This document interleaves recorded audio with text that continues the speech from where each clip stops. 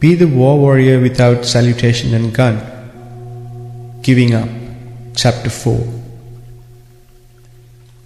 In the present, even if you were to live in a luxurious house with brand new furniture, very silky bed linen, wearing smooth dresses and having used vehicles worth millions of rupees, and wore gold and silver to make this body shine. In the past, all of us lived in the midst of pus, blood, fat, dirt, urine, intestines, vomit, digested and undigested food, and crouched in the middle of a balloon, having taken as mine the unpleasant surroundings of a womb, holding fast to it with refusal to leave. How many millions of wombs we may have owned in the past? In the end, it is not to be so. There was no ownership. So many wombs we entered and suffered with consent. In the future too, we strive only to enter further wombs and to suffer similarly, and to take birth over and over again.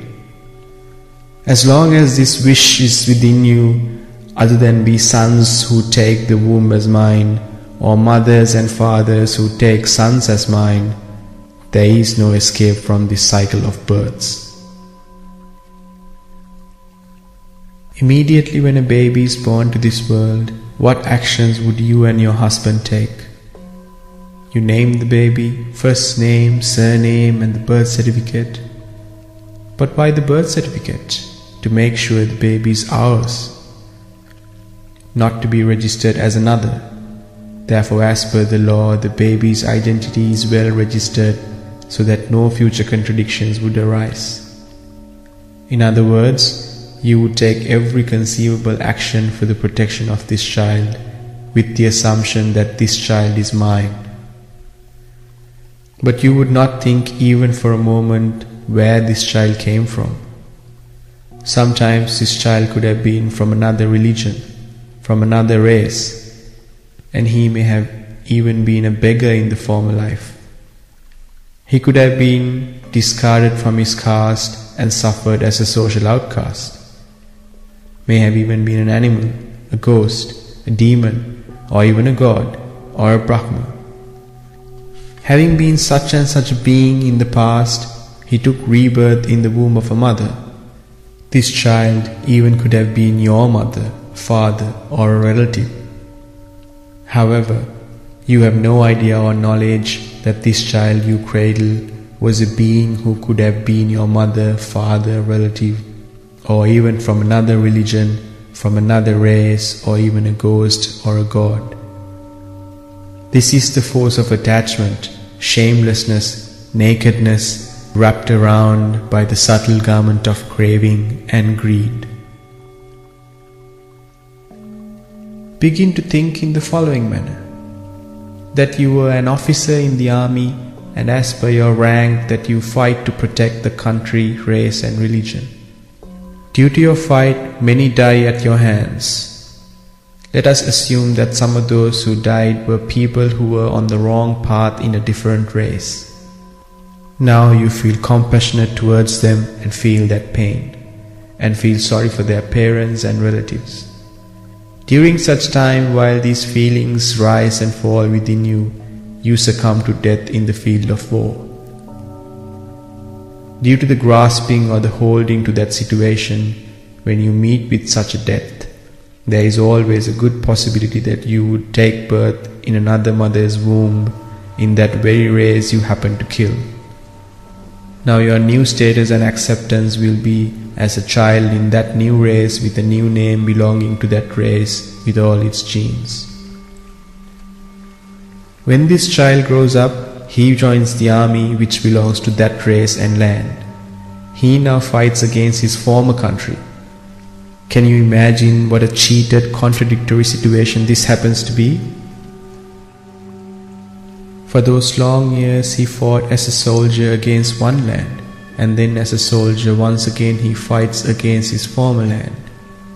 He sacrificed his life for two lands. This scenario does not stop here. Due to the grasping or the holding to the same situation, he renews his being. So it can be very well that though you may have fought one war, being aligned to one race with great pride, it surely may have been that you were in the opposite race in the past, fighting the same war. Due to the same war, you may take birth again in the opposite camp, born to a mother in that race. But we see that what we strongly grasped, held, that element called mind, is ever present. Now it should be clear to you how for many eons of years during this cycle of births and deaths in this world, that you would have been a blood relation of every human being, savage animal, and ghost, god, or a Brahma. Through acceptance you may be recognized as different from another, but we all are blood relatives. Yet the world goes into war through racism. They do not know, they do not understand that the war is not in the field of war. Still they think the war is in the battlefield. But the first seed of war begins in the ignorance-filled mind of a human being. War begins in the mind. Why is this so? It's due to the holding born of greed or craving. If someone were to think that the wars in this world can be stopped, then it's just a myth. One cannot stop wars. Either side cannot be finished. However, with the bigger power it can be subdued for a while. Yet it's only temporary. The war can be stopped not by killing the people or killing their view, but only by killing the ignorance in the minds of the people. Death of ignorance gives birth to knowing, which means wisdom, panya. Wisdom means victory over the greatest war in the world. The one who thus attains victory does not toast to such victory, nor does he invite people for dinner, raise the national flag, light firecrackers, nor does he receive the guard of honor with gun salutes. Why so? Because he is the one who has stopped all wars. He no longer takes form, rupa, as mine, and neither clings to it nor rejects, nor is he in conflict with it. He does not go to war over form, does not quarrel. He identifies through understanding that form is impermanence. Not only the war fields, but also the weapons and ammunition, such manufacturing factories and the entire army has been made redundant and left aside. He has not done this through the use of arms and ammunition, only by the use of the weapon called right mindfulness and awareness. He was not victorious by grabbing more land, but by letting go of all. Now you should realize by holding to what did the war at home, the war at the village, or the war in the country started. What you held, let it go. Then the war stops. Yet you will not like it. Why so?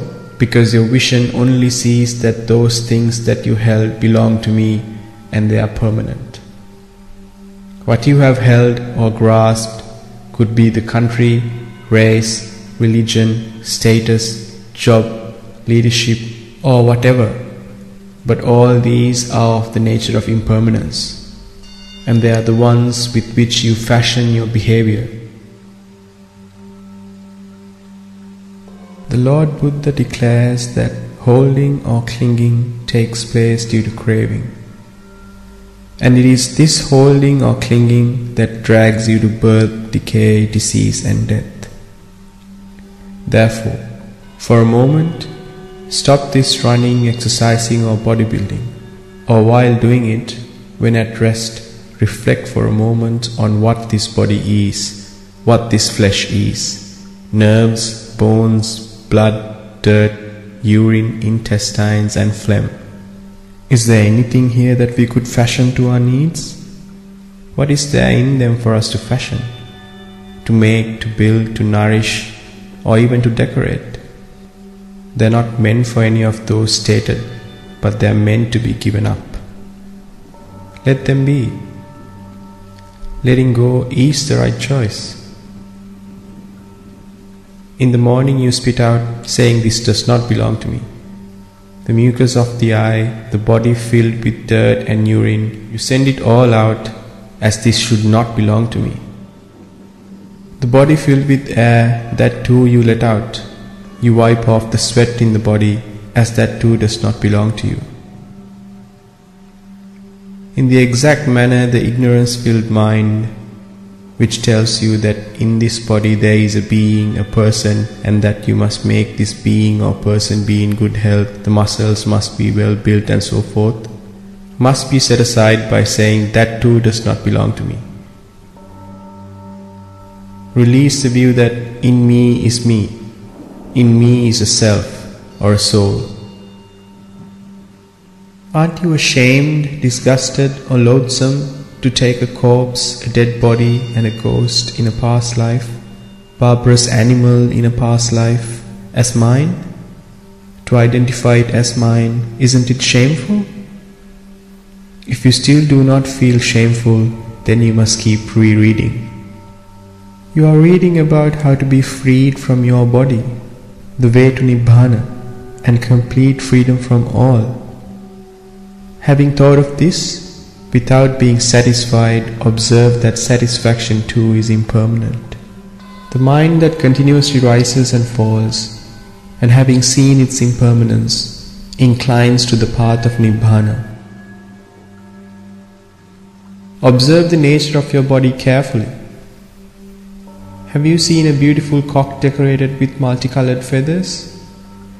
Observe that he has form which is pretty to look at.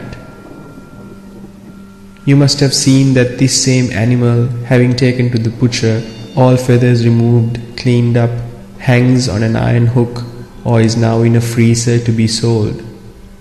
Now what remains in this cock is only the skin and not those beautiful feathers. Now observe your own body. In your mind, genuinely observe the nakedness as if you were looking through a mirror. Is there truly a difference between that cock which hangs in the butcher's shop and your body? Your body is similar to the skinned animal. Put to shame that mind filled with conceit. Make the mind uneasy. Crush the conceit. Just like the cock was beautiful due to his feathers, you were made beautiful by the clothes, jewelry, and perfume you were donned. The body of the cock is externally made beautiful. You are kept further away from the truth, blinded by ignorance. The marketplace is where ignorance is sold.